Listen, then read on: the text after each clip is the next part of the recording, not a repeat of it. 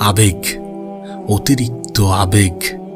আমার কেন জানি না মনে হয় যে অতিরিক্ত শব্দটাই আমাদের জন্য ক্ষতিকর।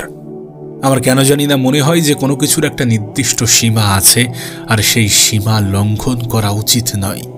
আমি জানি না এটা বাস্তব কিনা, আমি জানি না এটা সত্য কিনা, আমি জানি না এটা গ্রহণযোগ্য কিনা, তবে মনে হয় যে শুধুমাত্র আবেগ দিয়ে কোনো সিদ্ধান্ত নেওয়া উচিত নয়।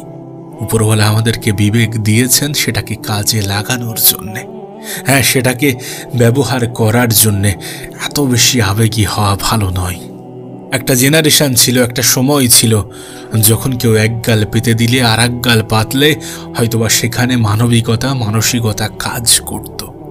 কিন্তু এই জেনারেশনে দাঁড়িয়ে এমনটা হওয়াটা অনেক কঠিন। না, আমি বলছি না যে আগ বাড়িয়ে কারোর সাথে ঝামেলা করো, আমি বলছি না কারোর সাথে তর্কে যাও, আমি এমনটা বলছি না, আর আমি এমনটা বলতেও চাই না। আমি এটাকে সাপোর্ট করি না যে তুমি অগ্রিম কাউকে আঘাত করো। সেটা নিজের কথার মাধ্যমে হতে পারে অথবা নিজের হাতের মাধ্যমে হতে পারে।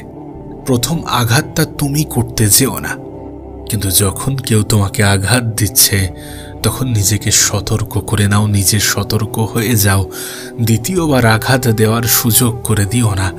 এখানে নিজের আবেগকে এতটা ভাসিয়ে দিও না যে বিবেক কাজ করা বন্ধ করে দেয়। নিজের আবেগকে নিয়ন্ত্রণ করো। এ পৃথিবীর প্রত্যেকটা মানুষই নিজের স্বার্থ বোঝে। তুমিও যদি নিজের স্বার্থটা বুঝে থাকো তাহলে সেটা অপরাধ নয়, তাহলে সেটা অন্যায় নয়। তবে হ্যাঁ, কাউকে ক্ষতি করতে যেও না, কারোর ক্ষতি চেয়েও না। আর কেউ যদি তোমাকে ক্ষতি করতে চায় তাহলে তাকে দুর্বলভাবে নিও না। মনে রেখো, এই পৃথিবীতে আজকের দিনে ক্ষতি করার জন্য কোনো শত্রুতার প্রয়োজন পড়ে না। আপন মানুষগুলোই যথেষ্ট। আমি জানি যখন আপন মানুষগুলো আঘাত দেয়, যখন আপন মানুষগুলো ধোঁকা দেয়, যখন আপন মানুষগুলো হিংসা করে, তখন সত্যি অনেক কষ্ট লাগে। কিন্তু বিশ্বাস করো, সব থেকে বেশি হিংসা নিজের আপন মানুষগুলোই করে। আমি তো বলবো, তোমার শত্রুদেরকে কষ্ট দেওয়ার জন্য জীবনে বেশি কিছু করার প্রয়োজন নেই। নিজের উন্নতিতে ধ্যান দাও, নিজেকে উঁচু স্থানে নিয়ে যাওয়ার চেষ্টা করো, নিজেকে উঁচু মাকামে নিয়ে যাওয়ার চেষ্টা করো। দেখবে তোমার ক্ষতি চাওয়া মানুষগুলো এমনিতেই কষ্ট পাচ্ছে। দেখবে তোমার খুশিতে দুঃখ পাওয়া মানুষগুলো এমনিতেই কষ্ট পাচ্ছে। কারণ তুমি যখন দেখাবে যে তুমি সুখে আছো, তুমি ভালো আছো, অটোমেটিক্যালি সেই মানুষগুলো কষ্ট পাবে। তাদের প্রতি অতটা আবেগী হয়েও না যারা তোমার প্রতি আবেগী নয়, যাদের তোমার প্রতি আবেগ কাজ করে না। মনে রেখো, মানসিকতা, মানবিকতা এগুলো যদি সবার মধ্যে থাকতো তাহলে পৃথিবীতে কোনো মানুষ অত্যাচারিত হতো না, কোনো মানুষের সাথে অন্যায় অবিচার হতো না। আমি বলছি না যে এমনটা নেই, অবশ্যই আছে। যেখানে ভালো আছে সেখানে খারাপও থাকবে, যেখানে খারাপ আছে সেখানে ভালোও থাকে। তবে অবশ্যই এটা তোমার সিদ্ধান্ত, তুমি কোনটাকে গ্রহণ করবে, তুমি কোনটাকে অ্যাকসেপ্ট করবে, তুমি কোনটাকে নিজের করবে। আর সিদ্ধান্ত নেওয়াটা খুবই গুরুত্বপূর্ণ, সঠিক সিদ্ধান্ত নেওয়াটা খুবই গুরুত্বপূর্ণ। বিশ্বাস করো, এই পৃথিবীতে অনেক মানুষের অনেক ছোট্ট সিদ্ধান্ত তার জীবন পরিবর্তনের কারণ হয়। হতে পারে তোমার ছোট্ট একটি সিদ্ধান্ত তোমার জীবন পরিবর্তন করে রেখে দেবে। শুধু নিজেকে আবেগে ভাসিও না, নিজে আবেগে গা ভাসিও না। কিছুটা মস্তিষ্ক দিয়ে ভাবার চেষ্টা করো, কিছু ক্ষেত্রে মন ব্যবহার করো, কিছু ক্ষেত্রে আবেগ নিয়ন্ত্রণ করো, কিছু ক্ষেত্রে নিজেই নিজেকে বোঝানোর চেষ্টা করো। ভালো খারাপের মধ্যে পার্থক্যটা বুঝো। সময় অপচয়ের কারণ খোঁজার পরিবর্তে সময়কে কাজে লাগানোর চেষ্টা করো। সুযোগ হাতছাড়া করার পরিবর্তে সুযোগটাকে কাজে লাগানোর চেষ্টা করো। তুমি হয়তোবা জানো, তুমি হয়তোবা শুনেছ যে প্রত্যেকটা মানুষের জীবনেই সুযোগ আসে, আর সেই সুযোগটার নাম হচ্ছে আগামীকাল। হ্যাঁ, আগামীকাল। তুমি তোমার আগামীকালটাকে কোথায়, কেমনভাবে, কিভাবে ব্যবহার করবে, কতটা কাজে লাগাবে আর কতটা অপচয় করবে, এই সমস্ত কিছুর উপরে কত কিছু নির্ভর করে সেটা তোমাকে আমি বোঝাতে পারবো না, বলে বোঝাতে পারবো না। নিজের আগামীকালটাকে কাজে লাগানোর চেষ্টা করো। তাহলে নিজের গতকাল নিয়ে যে দুশ্চিন্তা, যে টেনশন, যে মন খারাপ কাজ করে, যে হতাশা কাজ করে, যে আফসোস কাজ করে, এগুলো আর করবে না। করবে না যদি তুমি তোমার আগামীকালটাকে সুন্দর করতে চাও, যদি তুমি তোমার আগামীকালটাকে সুন্দর করতে পারো। আর আগামী দিনটাকে সঠিক করার জন্য আজকের দিনটাকে ব্যবহার করাটা গুরুত্বপূর্ণ। আর আজকের দিনটাকে সঠিক জায়গায় সঠিকভাবে ব্যবহার করার জন্যে নিজের অতিরিক্ত আবেগটাকে নিয়ন্ত্রণ করাটা গুরুত্বপূর্ণ। অতিরিক্ত জিনিসটাই ক্ষতিকর, অতিরিক্ত জিনিসটাই ক্ষতিকর। কিছু নির্দিষ্ট বিষয় বাদ দিলে অতিরিক্ত জিনিসটা সত্যি অনেক ক্ষতিকর। সীমা লঙ্ঘন করা উচিত নয়। প্রত্যেকটা জিনিসের একটা নির্দিষ্ট সীমা আছে। সাপোজ তোমাকে বলি যে তুমি আজকের দিনটাকে অপচয় করছো, প্রতিটা দিন তুমি অপচয় করতে করতে আসছো। আজকের দিনটাকেও করছো, আগামীকালটাও করবে। কিন্তু এইভাবেই তোমার যদি আগামী আরও কিছু দিন চলতে থাকে, তাহলে এমনটা নয় যে এর কোনো রিয়াকশান তোমার জীবনে ঘটবে না। দেখো, কার্মা বলে পৃথিবীতে একটা জিনিস আছে, কর্মের ফল বলে একটা জিনিস আছে। না ভাগ্যের দোহাই দিয়ে ছেড়ে দেওয়া যায়, কিন্তু ভাগ্যে কি আছে সেটা জানাটাই বড় দায়। কেউই তো জানি না, তাহলে কেন চেষ্টা করি না, কেন পরিশ্রম করি না, কেন মেহনত করি না, কেন রেজাল্ট আশা করি কোনো কর্ম ছাড়াই? এমনটা তো গ্রহণযোগ্য হতে পারে না। নিজেকে প্রশ্ন করে দেখো না, নিজেকে প্রশ্ন করো, উত্তর ওটা পাবে। নিজেকে প্রশ্ন করো, বিষয়টা জানতে পারবে। নিজেকে প্রশ্ন করো, বিষয়টা সামনে আসবে। নিজেকে প্রশ্ন করো, পরিস্থিতিকে অজুহাত বানানো বন্ধ করো, অতিরিক্ত আবেগ নিয়ন্ত্রণ করো। দেখবে প্রশ্নের উত্তর তুমি নিজেই দিতে পারছ, যে প্রশ্নের উত্তর তুমি জানতে চাচ্ছ। সেই জন্য বলছি, নিজের আবেগ নিয়ন্ত্রণ করো। কারণ পৃথিবীতে যারা নিজেকে দুঃখী ভাবে তারা সত্যি দুঃখে থাকে। পৃথিবীতে যারা নিজেদেরকে দুর্বল ভাবে, সত্যি তাদের সাথে খারাপ কিছুই ঘটতে থাকে, নেগেটিভ কিছুই হওয়ার সম্ভাবনা থাকে। আর এই সমস্ত কিছু জেনেও যদি নিজেকে দুর্বল ভাবতে শুরু করো, নিজের দুর্বলতাগুলোকে মানুষের সামনে জাহির করো, তাহলে নিজের উপরে লজ্জা করো। তুমি জানো, কিছু মানুষ সুযোগ সন্ধানী, কিছু মানুষ সুযোগের সৎ ব্যবহার করতে ভালোবাসে, কিছু মানুষ শুধুমাত্র মানুষকে ব্যবহার করতে পছন্দ করে। দেখো, জীবনের এই পর্যায়ে দাঁড়িয়ে একটা জিনিস তো আমি অনুভব করেছি, যে না বলাটা গুরুত্বপূর্ণ। সকলের মন রাখার কোনো প্রয়োজন নেই। যেটা পছন্দ নয়, যেটা করতে পারবে না, সেখানে না বলে দাও। অন্য কাউকে আশায়, অন্য কাউকে আস্থা দিয়ে রেখো না। হতে পারে সে তোমাকে নিয়ে গিয়ে তোমার সময়ের অপচয় করছে, আবার হতে পারে তুমিও সময় দিতে পারলে না আর সে তোমার আশায় বসে আছে। তাই মিথ্যা আশা, মিথ্যা আস্থা কাউকে দিও না। মুখের উপরে না বলার অভ্যাসটা তৈরি করো। সকলের মন রাখার যে বদ অভ্যাস, সেটাকে ত্যাগ করো।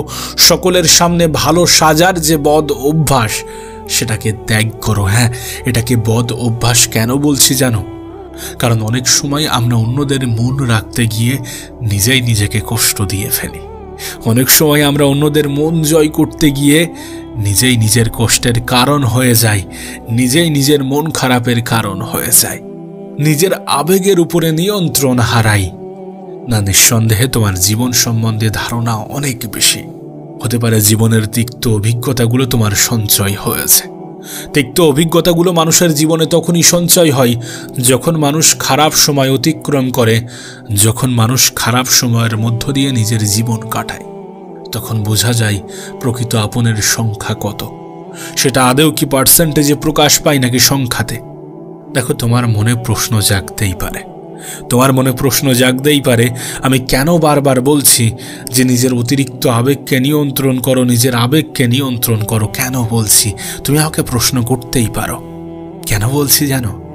দেখো, তুমি হয়তো বা শুনেছ যে সহজ সরল মানুষগুলোর উপরে সব থেকে বেশি জুলুম করা হয়, অসহায় মানুষগুলোর উপরে সব থেকে বেশি অত্যাচার করা হয়, দুর্বল মানুষগুলোর উপরে সব থেকে বেশি অত্যাচার করা হয়। প্রভাবশালী মানুষগুলো সবসময় দুর্বল মানুষের উপরেই শাসন চালায়, আর দুর্বল মানুষগুলো অতিরিক্ত আবেগী হয়। সুতরাং নিজের দুর্বলতা আড়াল করার জন্যে নিজের আবেগ নিয়ন্ত্রণ করাটা অনেক বেশি গুরুত্বপূর্ণ, অনেক বেশি প্রয়োজনীয়। যদি তুমি এটা দেখে থাকো, যদি তুমি এটা জেনে থাকো, যদি তুমি এটা শুনে থাকো যে সহজ সরল মানুষগুলোর উপরে সব থেকে বেশি অত্যাচার হয়, যদি এমনটা সত্যি হয়ে থাকে, তাহলে কেন তুমি সহজ সরল হতে যাবে? আর যদিও বা হয়ে থাকো, তাহলে কেন তুমি সেটা মানুষের সামনে প্রকাশ করবে, মানুষকে দেখাতে যাবে? মানুষ কিন্তু সুযোগের সৎ ব্যবহার করে চলে যাবে। বিশেষ করে এই জেনারেশনে দাঁড়িয়ে অত বেশি সহজ সরল হতে যেও না, অত বেশি নিজের দুর্বলতাগুলোকে ফুটিয়ে তুলো না। আমি জানি না জীবন নিয়ে তোমার কি ধারণা, কিন্তু তুমি কি এটা বোঝো না যে তোমাকে হিংসা করা মানুষগুলো কখনোই তোমার শুভাকাঙ্ক্ষী হতে পারে না, কখনোই তোমার আপনজন হতে পারে না?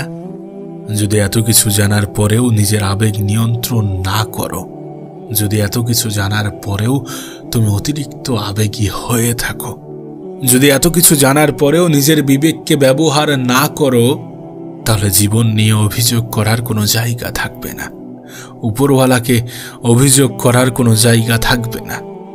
দেখো, বাস্তবতা এটাই যে স্বয়ং উপরওয়ালাও এটা বলেন না যে তুমি তোমার প্রাপ্য জিনিস থেকে সরে এসো, নিজেকে সরিয়ে নাও। যেটা তোমার সেটার উপরে তোমার সম্পূর্ণ অধিকার আছে। সেটাকে কোনো মানুষ জোর জবরদস্তি করে ছিনিয়ে নেবে আর তুমি হাত গুটিয়ে বসে থাকবে, তুমি চুপচাপ দেখবে, এমনটা কিন্তু হতে পারে না। কারণ তোমার অধিকারকে অস্বীকার করার পারমিশন স্বয়ং উপরওয়ালাও দেন না। তাহলে কেন তুমি তোমার অধিকার ছিনিয়ে নেবে না? কেন তুমি তোমার অধিকার বুঝে নেবে না? কেন তুমি সমস্ত কিছুকে মুখ বুজিয়ে সহ্য করবে? কেন তুমি নিজের দুর্বলতাগুলো মানুষের সামনে প্রকাশ করবে? কেন তুমি অন্যায় হওয়া সত্ত্বেও বোবার মতো আচরণ করবে? কেন তুমি তোমার আবেগকে সামনে রেখে বিবেককে সম্পূর্ণরূপে অকেজো করে দেবে?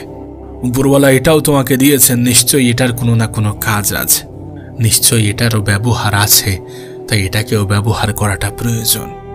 আবারও বলছি, বেশিরভাগ জিনিসে অতিরিক্ত করা উচিত নয়, বেশিরভাগ জিনিসেরই সীমা লঙ্ঘন করা উচিত নয়।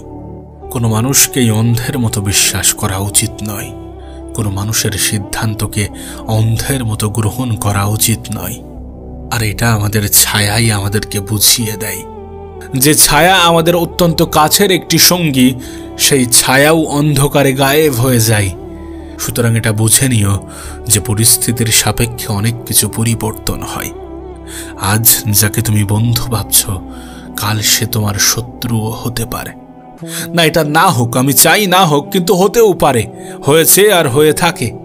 আজ যে তোমার বন্ধু, যে তোমার কাছের, যে তোমার আপন, কাল সে তোমার শত্রুও হতে পারে।